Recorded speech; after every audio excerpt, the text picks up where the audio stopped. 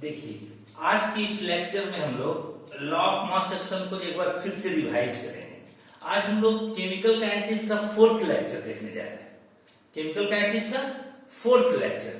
देखिए, third lecture में हम लोग law of mass action start किए थे, ठीक है, और उसमें हम लोग स्टेटमेंट पढ़े थे। इसमें स्टेटमेंट के आधार पर ये इक्वेशन लिखे थे। देखिए, आप लोग लेक्चर 3 देखे होंगे, उसमें बताया था कि किसी भी रिएक्शन का जो रेट होता है वो प्रतिकारकों के सांद्रण के गुणनफल के सीधा समानुपाती होता है। तो देखिए, यहाँ पर उसी के अनुसार लॉ के अनुसार ये लिखा गया है। ए और बी रिएक्टेंट है, ये क्या है, कंसंट्रेशन है। ये सारी चीज को डिस्कस किए थे। यहीं पर लास्ट में हम लोग यहाँ पर थे, ये N1, N2, N3, N4 क्या है। N1, N2, N3, N4 जो है वो कोफिशिएंट है। कौन सा कोफिशिएंट? इसका एक नाम दिया गया है यहाँ, स्टोइचियोमेट्रिक कोफिशिएंट। किसी रासायनिक अभिक्रिया को जब बैलेंस करते हैं ना, तो उसको बैलेंस करने के लिए डिजिट जो आता है ना, कहीं पर 2 होता है, कहीं पर 3, 4, जैसे एटम मॉलिक्यूल रहते हैं उस अनुसार, तो वही है इस तरह से। ये हम लोग का जो है ना लॉ ऑफ मास एक्शन का जो टॉपिक था ये फिनिश हो गया। इसका क्वेश्चन क्या है, state and explain law of mass action, ये कंप्लीट हो गया। अब हम लोग एक दूसरा टॉपिक स्टार्ट करेंगे। अभी आप लोगों को हम सीक्वेंस बताए थे कि रेट ऑफ रिएक्शन पढ़े, उसका यूनिट पढ़े, मोलिकुलरिटी ऑफ रिएक्शन पढ़े, मोलिकुलरिटी के बाद हम लोग लॉ ऑफ मास एक्शन पढ़े। इस लॉ ऑफ मास एक्शन का यूज है ऑर्डर ऑफ रिएक्शन निकालने में, ठीक है। इसी बीच में एक टॉपिक आ जाता है ऑर्डर ऑफ रिएक्शन, तो हम लोग देखेंगे जस्ट इसके बाद। लेकिन यहाँ पर एक छोटा सा टॉपिक आता है, उस टॉपिक का हेडिंग है, देखिएगा, फैक्टर्स। बहुत इंपॉर्टेंट है, वेरी इंपॉर्टेंट। इसके बाद हम लोग ऑर्डर ऑफ रिएक्शन देखेंगे, जिसमें लॉ ऑफ मास एक्शन का यूज करेंगे। यहां देखिए एक टॉपिक है, factors affecting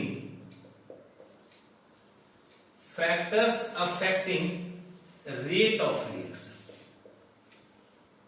factors affecting rate of reaction, ये क्वेश्चन आता है कि what are the factors affecting rate of reaction. अभिक्रिया के दर को प्रभावित करने वाले कौन कौन से कारक हैं। तो यहां लिखेंगे, there are following factors affecting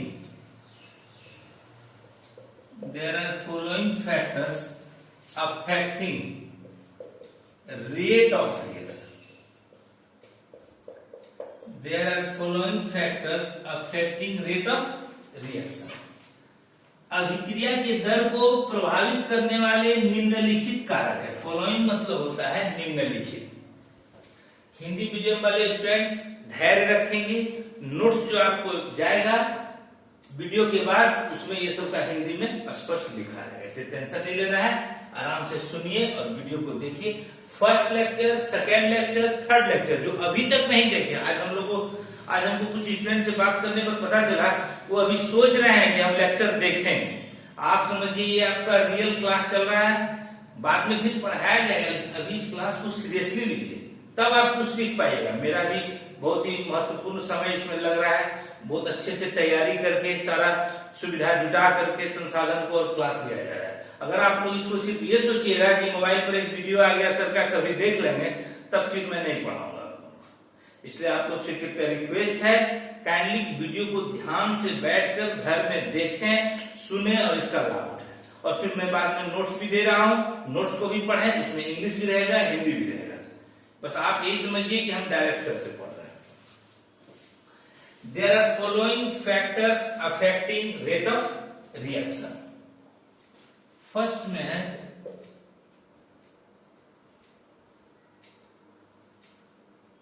concentration of reactants.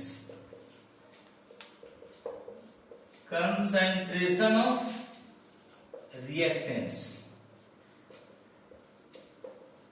Concentration of reactants.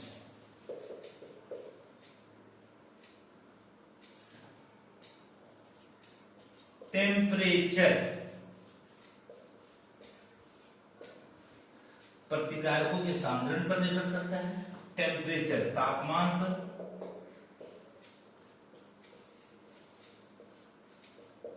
Physical state of reactants, प्रतिकारकों के भौतिक अवस्था पर, और फोर्थ पॉइंट है दोस्तों आपका कैटलिस्ट। कैटलिस्ट का किसी केमिकल रिएक्शन में एक अपना अलग रोल है। अगर किसी केमिकल रिएक्शन में कैटलिस्ट रहता है या दे दिया जाता है तो वो रिएक्शन बहुत फास्ट हो जाता है, उसमें मदद करता है, रिएक्शन को होने में मदद करता है। आइए जरा इसको हम लोग डिस्कस करते हैं। ये भी 2 मार्क्स का आपका क्वेश्चन बनता है, पूछ देगा what are the factors affecting rate of reaction. तो क्वेश्चन का आंसर होगा there are following factors affecting rate of reaction. First है कंसंट्रेशन ऑफ रिएक्टेंट्स, दूसरा टेम्परेचर तापमान, कंसंट्रेशन ऑफ रिएक्टेंट क्या हुआ, प्रतिकारकों का सांद्रण, थर्ड है फिजिकल स्टेट ऑफ रिएक्टेंट, प्रतिकारकों के भौतिक अवस्था, सबको डिस्कस करेंगे, और फोर्थ है कैटलिस्ट, उत्प्रेरक। क्या है? उत्प्रेरक। अब देखिए जरा सा इसके बारे में, कैटलिस्ट क्या है? जो केमिकल रिएक्शन में भाग लेता है, नहीं लेता है, केमिकल रिएक्शन में भाग नहीं लेता है, लेकिन उसके दर को, रेट को प्रभावित करता है। आते हैं इसमें, आइए first point, concentration of reactants. थोड़ा सा इसको डिस्कस भी कर लेंगे, इसको मिटाया जाए। कंसंट्रेशन ऑफ रिएक्टेंट, इसका देखिए एक लाइन का स्लोगन है, higher the concentration, higher the concentration,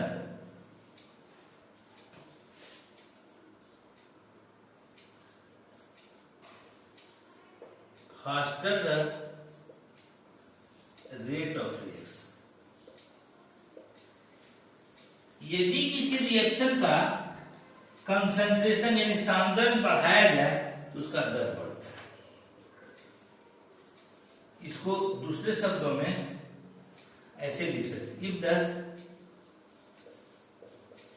concentration, if the concentration of reactants, if the concentration of reactants increases, then the rate of reaction, then the rate of reaction increases। क्या meaning हुआ? दोनों सिर्फ ये भी लिखिए, अगर मान लीजिए 2 मार्क्स का क्वेश्चन है तो एक ही पॉइंट में बहुत ज्यादा नहीं लिखना है, आप फर्स्ट लाइन लिख के भी छोड़ सकते हैं। Higher the concentration faster the rate, या ये लिखिए if the concentration of reactants increases then the rate of reaction. ये स्टेटमेंट या ये सेंटेंस जो है कुछ ज्यादा वेरीफाई करता है। यदि किसी रिएक्शन के कंसंट्रेशन को बढ़ाते हैं तो अभिक्रिया का दर बढ़ता है। आइए सेकेंड पॉइंट, ध्यान से सुनिएगा, कंसंट्रेट होकर बिल्कुल समझ में आएगा। टेम्परेचर, टेम्परेचर तापमान, किसी रिएक्शन का जो दर है वो टेम्परेचर पर भी निर्भर करता है। कहेगा सर कैसे? देखिए सिंपल एग्जांपल है, अगर रिएक्शन का तापमान बढ़ाएंगे तो रेट तेजी से होगा। जैसे कि देखिए आप वाटर ले लेते हैं और वाटर में चीनी को डालते हैं, घोलने के लिए उसको हम लोग चम्मच से हिलाते हैं या एक ग्लास से दूसरे ग्लास में पोर करते हैं, तो वाटर के लेयर्स के बीच एक फ्रिक्शन, घर्षण होता है, उससे एक एनर्जी मिलती है उसको, वो घुल जाता है। और अगर हमको बहुत ज्यादा चीनी और तेजी से घुलाना है तो हम लोग पानी में डाल के उसको हीट कर देते हैं। क्या करते हैं? गैस चूल्हे पर एक कंटेनर में वाटर ले लेते हैं, उसमें जितना चीनी घुलाने की इच्छा है 1 किलो आधा किलो उसमें डाल देते हैं, हीट करते हैं, चीनी बहुत तेजी से घुल जाता है। इसका प्रैक्टिकल भी हो गया। इसलिए हम लोग कह सकते, वो एक रिएक्शन है, वाटर और शुगर के बीच रिएक्शन है। शुगर का आप लोग फॉर्मूला जानते हैं ना, C12H22O11। और वाटर क्या है? ये शुगर वाटर में क्या होता है? घुल जाता है, सोल्यूबल है। यही तो हीट करते हैं तो जल्दी घुलता है, और नहीं हीट करते तो घुलेगा, धीरे धीरे घुलेगा। उसको हम लोग कोई चीज से चलाते हैं चम्मच। तो वही चीज है, यहाँ एक लाइन लिख लीजिए। अगर एग्जाम में आपसे 2 मार्क्स में क्वेश्चन आएगा तो सिर्फ पॉइंट नहीं लिखना है, पॉइंट के बाद उसमें 1 सेंटेंस कम से कम देना है। 4 पॉइंट है। फर्स्ट क्या है? कंसंट्रेशन ऑफ रिएक्टेंट, प्रतिकारकों का सांद्रता। सेकंड क्या है? तापमान, टेम्परेचर। इसमें क्या? तीसरा है फिजिकल स्टेट ऑफ रिएक्टेंट, उसको भी डिस्कस करेंगे। चौथा कैटलिस्ट। टेम्परेचर क्या है? एक लाइन लिखना है, if the temperature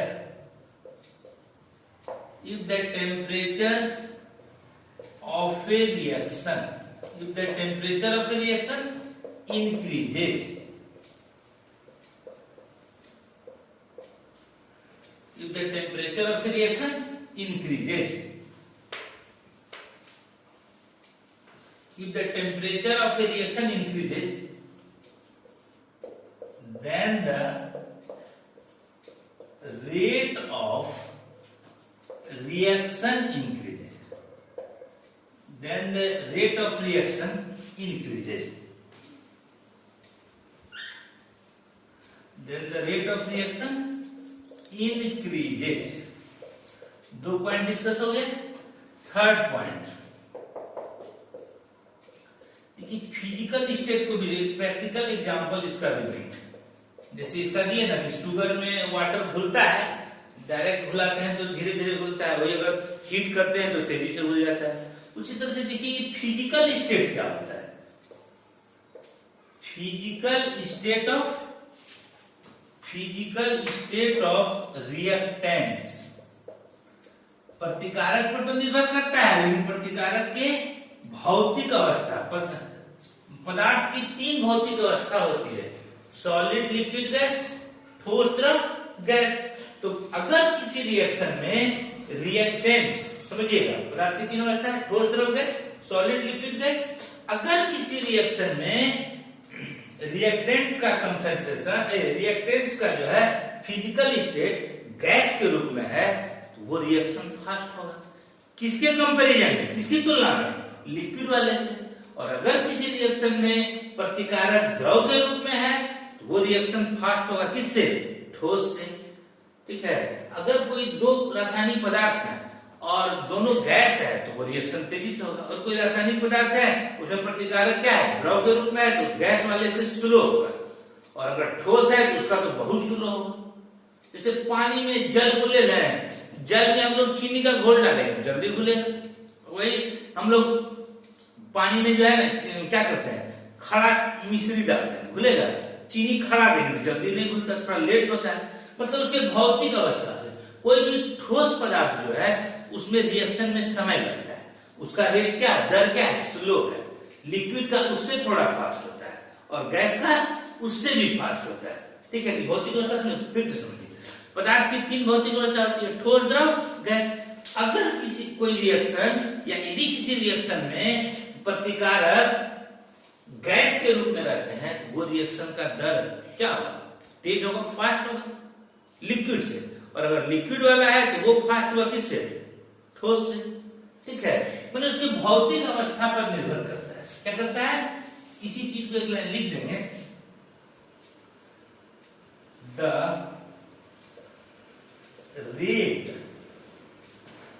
rate of reaction, the rate of reaction depend, माने the rate of reaction depends, the rate of reaction depends upon, the rate of reaction depends upon the rate of reaction depends upon the physical state, the rate of reaction depends upon the physical state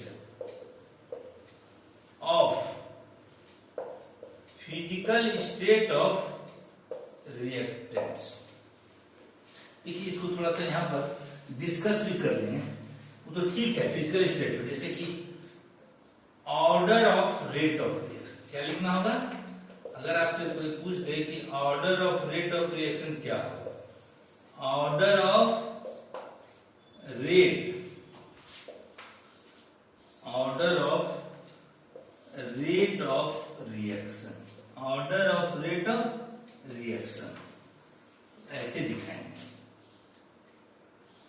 of rate of reaction. Gas का rate fast होगा, liquid का rate fast होगा solid से। आइए अब last और fourth point है catalyst. 2 marks का क्वेश्चन है कि सर एकदम निश्चित है कि 2 मार्क्स में ही आएगा, 5 में तो कभी नहीं। आप जान लीजिए सीबीएसई हो या बिहार बोर्ड, किसी भी बोर्ड में ये क्वेश्चन 5 मार्क्स के लायक तो नहीं है। हाँ, इससे एक छोटा क्वेश्चन निकाल के 1 मार्क्स 2 मार्क्स तो पूछेगा ही, उसमें तो 4 पॉइंट लिखना है। और नहीं तो 1 मार्क्स में 1 मार्क्स में ये क्वेश्चन ऐसे पूछेगा, पूछेगा क्या, the rate of reaction depends upon, A में दे देगा प्रेशर, वॉल्यूम, टेम्परेचर, ना तो टेम्परेचर हो जाएगा। इसी में से कोई एक पॉइंट दे दे। कैटलिस्ट, कैटलिस्ट क्या है लिखेंगे, the catalyst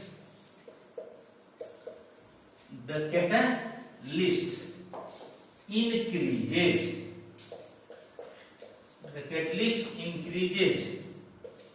or decreases. The catalyst increases or decreases. Catalyst increases or decreases the rate of reaction.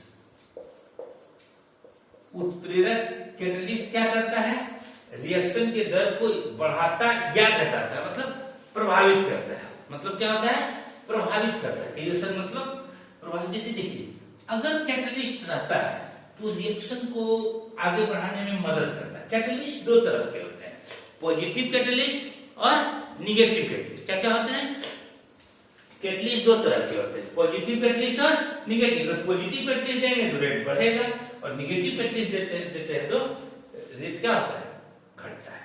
अब देखिए, तो ये डिपेंड करता है रिएक्शन पर, उसको आगे देखेंगे। यहां हम लोग का बस क्वेश्चन को समझने में यही ध्यान रखना है कि पूछ देगा क्या, what are the factors affecting rate of reaction, अभिक्रिया के दर को प्रभावित करने वाले कौन कौन से कारक हैं। बस उसमें 4 पॉइंट आएगा। फर्स्ट है कंसंट्रेशन ऑफ रिएक्टेंट्स, दूसरा है टेम्परेचर, तीसरा है फिजिकल स्टेट ऑफ रिएक्टेंट, चौथा है कैटलिस्ट। इसी तरह से कैटलिस्ट का डिफिनीशन जान लीजिए। अगर कोई आपसे पूछ दे कि कैटलिस्ट किसे कहते हैं, इसके बाद हम लोग नेक्स्ट क्लास में, इसके बाद वाला जो लेक्चर होगा उसमें हम लोग ऑर्डर ऑफ रिएक्शन को डिटेल में देखेंगे। किसको देखेंगे, ऑर्डर ऑफ रिएक्शन को डिटेल में देखेंगे। इससे पहले आप लोग ये फर्स्ट, सेकेंड, थर्ड और ये फोर्थ लेक्चर चारों को अच्छे से देख लीजिएगा। इसका डिफिनीशन देखिए। Catalyst,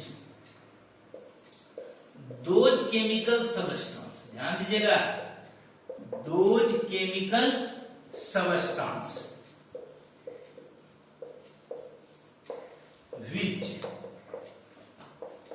which take part, those chemical substances which take part,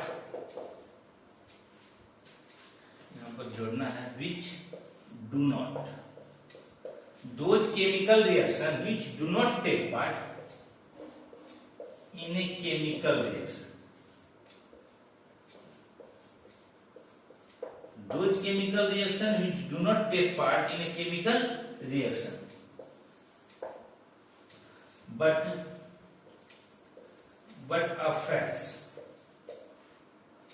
affects the rate of reaction। आज हम लोग यहीं थे, फिर हम लोग नेक्स्ट क्लास में जो ऑर्डर ऑफ रिएक्शन पढ़ेंगे, जरा से इसको हम लोग डिफाइन कर दें। जैसे देखिए 4 पॉइंट था, उसमें ये भी एक क्वेश्चन आता है कि what is catalyst, what is catalyst, catalyst क्या है।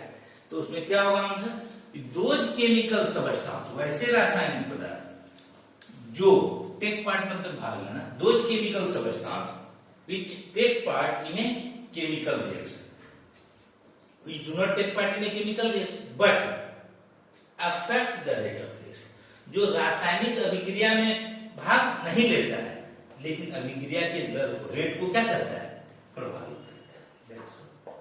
आज हम लोग ये लेक्चर हम लोग का यहीं पर समाप्त होगा, और नेक्स्ट क्लास में हम लोग क्या पढ़ेंगे, ऑर्डर ऑफ रिएक्शन। क्या पढ़ेंगे, order of reaction. Next class में हम लोग क्या देखेंगे, order of reaction. Order of reaction. तो इससे पहले हम आपसे एक बार काइंडली ये रिक्वेस्ट करेंगे कि आप लोग फर्स्ट, सेकेंड, थर्ड और फोर्थ लेक्चर को एक एक बार फिर से सुनिएगा, और नोट्स में तो हिंदी में इसका दे ही देंगे, उसको देख लेंगे आप लोग और अच्छे से पढ़ करके नेक्स्ट क्लास में आएंगे। ठीक है, ओके, दैट्स ऑल।